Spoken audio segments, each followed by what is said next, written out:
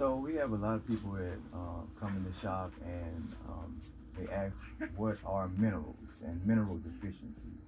What could you tell us today about mineral deficiencies? Mineral deficiency can be expressed in a number of different ways.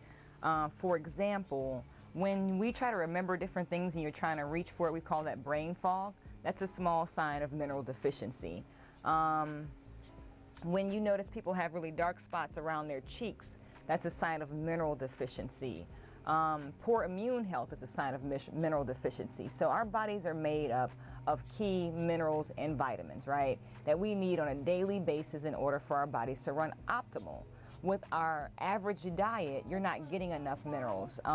Most people know about calcium and iron, right, and potassium, but you also need manganese. You also need psyllium. These are very key trace minerals that your body needs, but unfortunately our diets don't allow us to get a whole lot of those minerals. So most times people come into the shop that are relatively healthy, but they have small signs. Overproduction of dandruff is a sign of mineral deficiency. So our bodies are always constantly communicating with us, Eric, about things that they need. And so when you have these little signs, they can all ultimately contribute to a larger issue, which is what we talk about when we talk about diseases and how diseases can be expressed based on different mineral deficiencies. So if you're dealing with something and you've dealt with it for a long time, it's a good idea to do an internet search as far as what minerals are you deficient in to have those different ailments. So for example, antioxidants are really good for a number of things, but when you don't have a whole lot of antioxidants, when you don't eat a whole lot of really dark vegetables and greens, people age really poorly.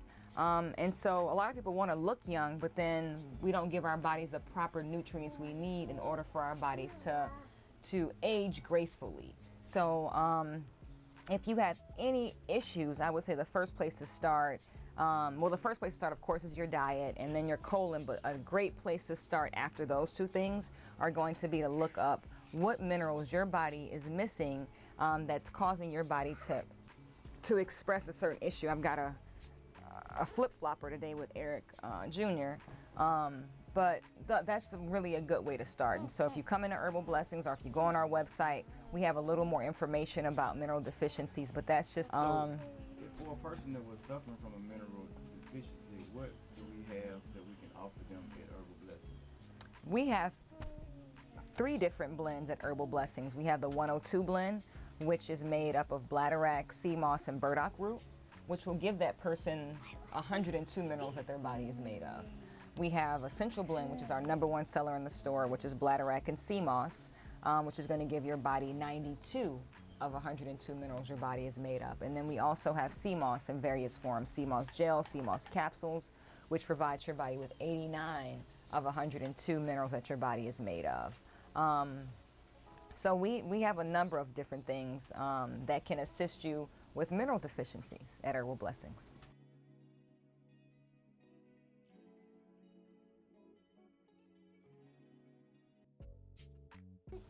So we actually have a lot of people on a daily basis that come in asking about cancer and what they can do, or what can they tell their relatives that have a certain type of cancer as far as supporting them on getting better.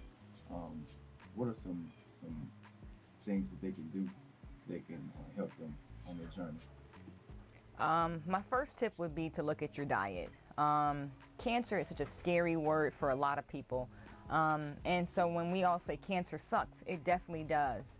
But our diets suck too, that cause you to allow your body to be predisposed to receiving cancer. And so I would say the first thing to do is realizing that your food can either heal or kill you. And so you want to provide your body with nutrients in order to give it what it needs in order to help heal your body, as opposed to feeding the cancer cells. And so there are a number of different things that you should reduce eating. Definitely meat, definitely dairy, processed foods, even if they're not meat or dairy. So a lot of processed chips, a lot of processed cookies. Sugar is one of the worst things you can eat and have cancer. And so really looking at your diet, really doing a food journal would be something I would recommend for someone who is serious about attacking their cancer in a natural way. We have different herbs in our shop, like soursop tea, that is very, very good for cancer support. We have a cancer support blend as well. But for someone with cancer, we also recommend Jafrica tonic. We've had really good success with supporting individuals who are serious about changing their diet in order to starve out the cancer. We also have on our mobile app some more information about sugar addiction, and how it can really lead to your body really not being your own. You're not being in control of your emotions and actions as it relates to being able to deal with the emotional roller coaster that you go through when you are diagnosed with cancer. There's so many different things that you cannot eat, but there's so many different things that you can eat that can really feed those good cells. So a fruit that I love that is, if you look it up, there's a lot of medical studies on the importance of mango in supporting cancer support. And so mangoes are in season right now, and in most grocery stores you can find them for relatively inexpensive. So eating a mango every day, eating avocado, getting your healthy fat, just changing the way you look at food is going to be really key in supporting your journey to better health as it relates to cancer. So food, you're saying food is going to either heal you or potentially kill you? Absolutely. So definitely the food, and then we have, like I said, some herbal supplements at the shop, from soursop tinctures to soursop leaves to our cancer support blend, Jafrica tonic, black seed oil. These are all different things that can support your journey to better health, as your body needs a myriad of different minerals and vitamins in order to fight a disease that medicine is still trying to figure out what to do.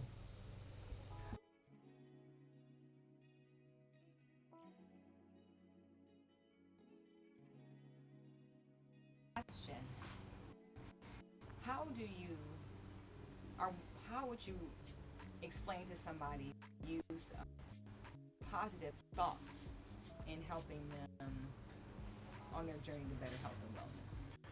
Well, I mean, that's power in thinking, you know what I mean? That's power in the mind. We don't realize how powerful our mind is sometimes. We don't realize we can speak ourselves into a situation, but we also can speak ourselves out of one. If you speak negative words all the time, it's a good chance that negative energy and vibrations is gonna come your way. So you gotta look at and be careful what you're speaking off of your tongue. I'm sure y'all have heard there's life and death in the power of the tongue. Well, there definitely is. And even if you're not saying it, you're thinking it, it's basically the same thing. So if you are suffering from depression, you're suffering from a disease, you want to always think positive about it. You don't want to think the worst, you know what I mean? You don't want to say, hey, I'm going to die, because you saying I am, whatever you put behind I am is what it's going to be.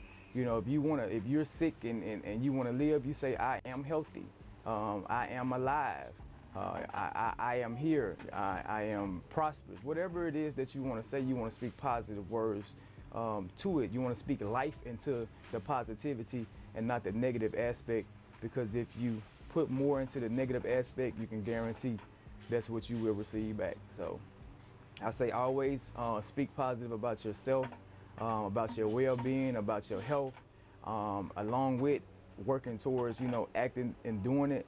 But that positive self-talk is going to take you a long way.